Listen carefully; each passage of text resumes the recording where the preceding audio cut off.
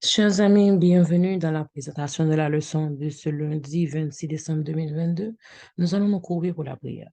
Éternel notre Dieu, merci de ce privilège pour nous avoir dans la présence ce matin pour étudier parole. Nous disons merci, nous remercions au Seigneur, recevoir action de grâce, nous recevoir louange, nous recevoir reconnaissance et montrer nous comment on obéit. Nous demandons pour pardonner transgression, nous pour aider nous pardonner nos nos frères et sœurs et pour nous vivre en harmonie, pour nous capables toujours des artisans de paix. Matin, nous venons étudier parole. Permettre que parole soit capable de changer, transformer nous à salut, transformer nous selon ta volonté.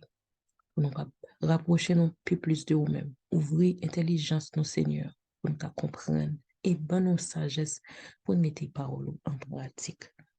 Bon, nous, le Père de ce jour, bénis journée ça. Bon, nous, toujours le vouloir, l'intelligence de te chercher au cours de cette journée, afin que nous soyons des témoins de toi, dans tout ça n'a fait, dans tout ça n'a dit, même dans ça n'a pensé. Au nom de Jésus, nous prions, sois exalté, sois loué au nom, dans tous les siècles des siècles. Amen. Encore une fois, rebonjour, chers amis. Matin, nous gagnons comme titre de notre leçon de Notre Dieu est merveilleux de pasteur Fernando Zabala.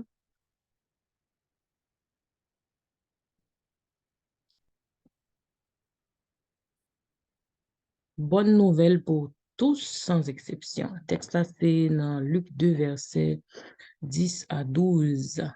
Mais l'ange leur dit, ne craignez point, car je vous annonce une bonne nouvelle, qui sera pour tout le peuple le sujet d'une grande joie. C'est aujourd'hui dans la ville de David, il vous est né un sauveur qui est le Christ, le Seigneur. Ça, c'est bonne nouvelle sans exception pour nous toutes. Alors, l'une des choses que le pasteur a dit qui remet plus dans l'évangile de Jésus-Christ, c'est que son nouvelle pour toute catégorie de monde sans exception. Son nouvelle que riches et pauvres, libres et esclaves, juifs et grecs, hommes et femmes, sont toutes capables de recevoir les bénédictions apportées par Jésus. Et c'est ça, l'ange là t'est annoncé à berger qui t'a pas fait dans veille, été passé dans les champs, les veilles de la nuit pour te garder bête yo. Et puis l'ange là vient parler avec eux, dit oui, nous révéler que gagner le sauveur, un sauveur vous est né, un Christ vous est donné dans la ville de David. Eh bien, il y a une bonne nouvelle, ça c'est pour nous tous. Nous-mêmes, qui vivent dans le 21e siècle, ça est difficile pour nous comprendre tout bagay ça yo. Ça signifie pour monde qui vivent déjà dans une échelle sociale très bas en Palestine du temps de Jésus-Christ, par exemple, monde qui est esclave, monde qui femme, il a pas trop bail fille aux valeurs, et aussi les pauvres. Un exemple, réalité ça, c'est James Coffin qui parlait, il a expliqué que lui-même, il était un juif, et pendant que journée a commencé, il était apprendre grâce à Dieu parce que il pas esclave, il pas païen ou femme parce qu'il connaît que niveau mondial même il est très bas. Et qui plus grande souffrance que pauvreté conjointe. C'est pas parce que déjà il gagné un manquement pour quelque chose, ça plus grave pour pauvre, c'est la honte. Ceux qui étaient vraiment pauvres, Nolan, qui a expliqué nous ça, Albert Nolan, il dit nous c'est parce que mon ça dépend totalement de la miséricorde des autres.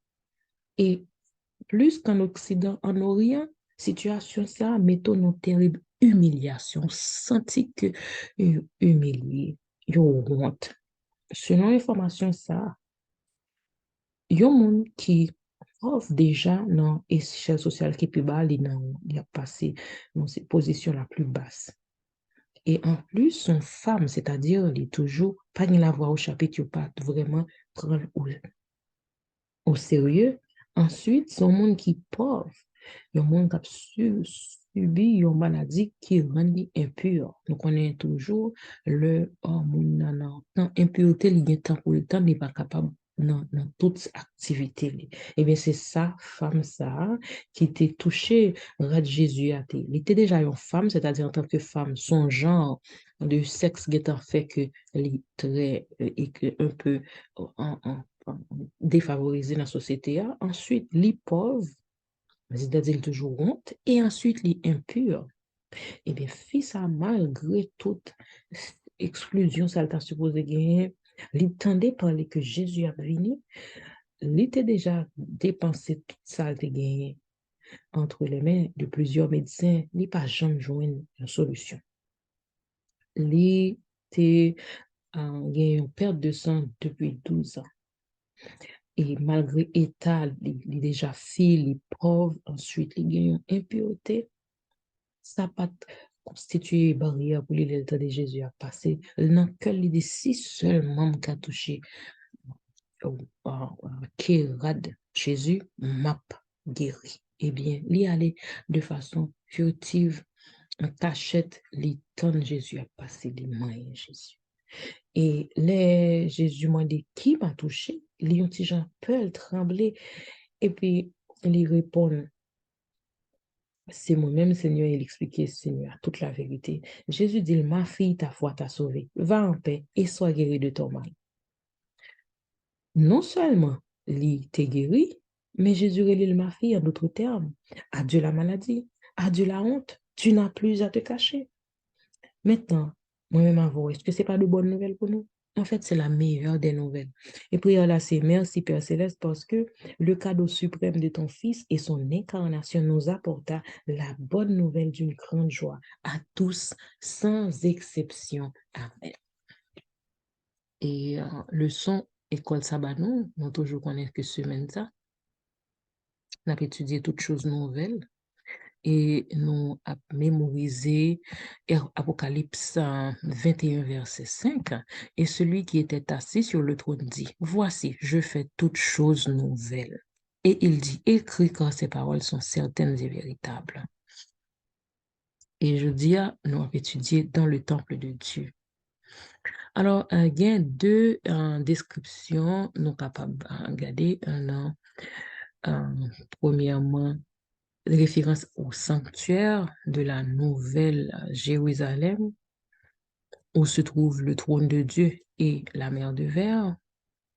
Nous sommes capables d'harmoniser cette description ça, de réalité que Jean dit, il n'y a pas de temple dans la Nouvelle Jérusalem.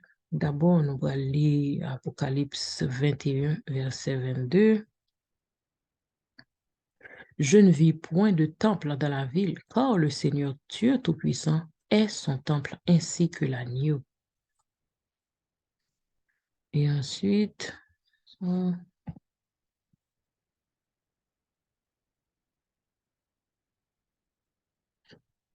Apocalypse 21, verset 3, et j'entendis du trône une voix forte qui disait, voici le tabernacle de Dieu avec les hommes, il habitera avec eux et ils seront son peuple, et Dieu lui-même sera avec eux.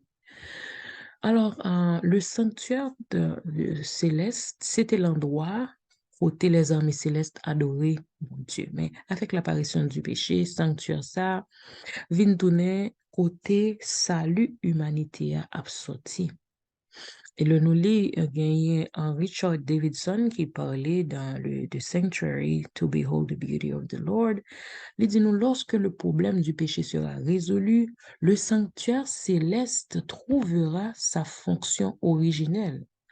Dans Apocalypse 21, verset 22, Jean le révélateur rapporte qu'il ne voyait plus de temple dans la ville, car le Seigneur Dieu Tout-Puissant et l'agneau en sont le temple.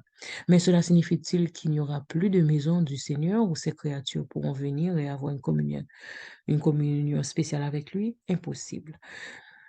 Non, il y a un Apocalypse, let's voir.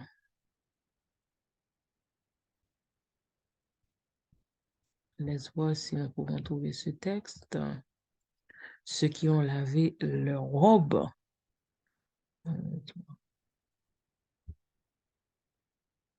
Apocalypse 9.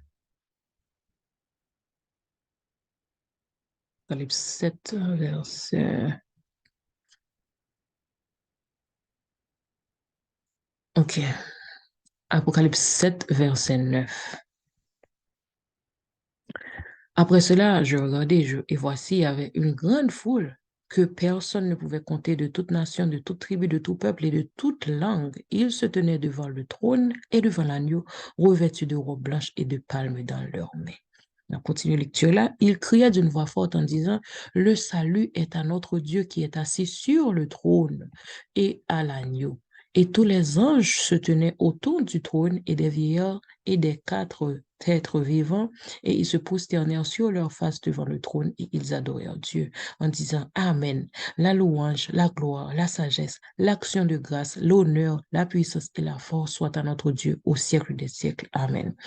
Alors, il y en a un vieillard parlait avec Jean, lui dit Jean, et ceux qui sont revêtus de robes blanches, qui sont-ils?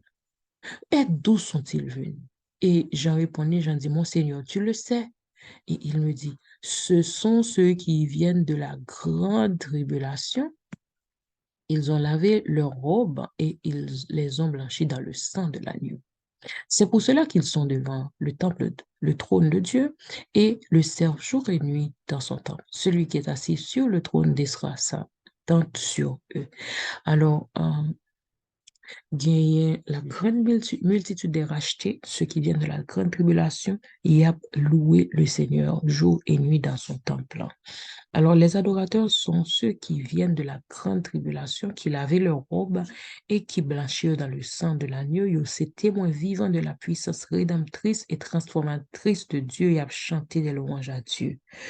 Et Apocalypse 21, verset 3, lui-même dit, nous voici le tabernacle de Dieu avec les hommes, il habitera avec eux et ils seront son peuple et Dieu lui-même sera avec eux. Ça veut dire que, je dis à nous-mêmes avant, nous-mêmes, qu'à vivre toujours ce test, ça, nous connaissons que bon Dieu pour aller avec nous, son peuple et nous capable de vivre une vérité de ce que déjà, je dis, nous connaissons que bon Dieu, c'est bon Dieu. Et nous, ces peuples-là, nous vivons déjà promesse ça yo, qui pourra le réaliser quand ces paroles sont certaines et véritables.